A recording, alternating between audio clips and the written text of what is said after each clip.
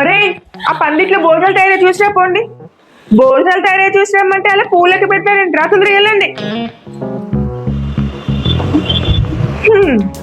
అత్త సొమ్ము అల్లుడు దానం చేసినట్టు పిల్లకు పెళ్లి కుదిరితే సగం పందిట్లో ఊరికి తిరిగే వాళ్ళే ఉన్నారు. ఏమండి ఆ చిన్నోడి పెళ్లి కొడుకు దగ్గరికి వెళ్ళామంటే స్వీట్ తినడానికి కోసం లైన్ ఉండమంటే ఏంటండి? అది కింద పడ్డది మీద పెట్టరా అట్లే కింద పడ్డది తీసుకురా ఇది తీసుకురా మీద పెట్టరా రా రా రా ఈ ఒడి చెప్తే ఒడి చెప్తారు ఇంద్రా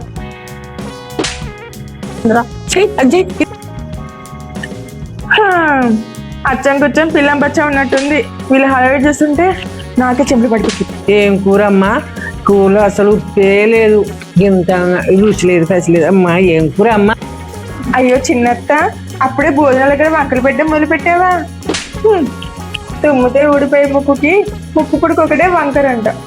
అట్లుంది వ్యవహారం. అక్కడ వంటవాడు కష్టపడి వండుతుంటే జిలేబీ చల్లారిపోయింది, పకోడి చిన్నగా ఉందని చెప్తున్నావు. ఆకలిన్నోడికి ఆకాశం పందిరి. మర్యాదగా తినిపోకుండా ఈ గోలేంటో. ఒరే సాయి, ఏంట్రా తలకే తీసుకెళ్ళి ఫోన్లో పెట్టావు? పెళ్ళికి వచ్చావా రీల్స్ చేయడానికి వచ్చావా? హైదరాబాద్కి వెళ్ళి వచ్చాక బాగా బిల్డప్ కొడుతున్నావురా. ఒకటికి సిగ్గు లేదు, గుడ్లు విప్పేసి నాట్యం చేసిందంట. మొన్న చదువు గురించి బాగా బిల్డప్ ఇచ్చావు, దానిట్లో 0 మార్కులేగా. మీ అమ్మకి చెప్పినా సర్టిఫికెట్లను తీసుకెళ్ళి ఎట్లో పడేయమని. అడిగితే అల్లమయ్యనోడు అడగకుండా అల్లం పచ్చడేశాడంట.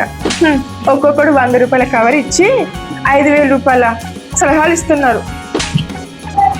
ఇందాక మా పెద్దమ్మ వచ్చింది. మా అబ్బాయి పెళ్లికి మీరు 5,000 చదివించారు కదా, ఇప్పుడు లెక్క సరిపెట్టేసా అని చెప్పి వెళ్తుంది.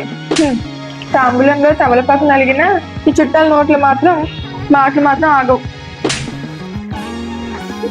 అయ్య బాబోయ్, ఆ తాంబూలం దగ్గర ఆ తోపులాట ఏంటి, పంచాయతీ ఏంటి? పిల్లికి చెలగాటం వెనుక ప్రాణ సంకటం అన్నట్టుంది నా పరిస్థితి. మా ఇంట్లో 5గురు ఉన్నాం, 5 సంచులు ఇవ్వండి.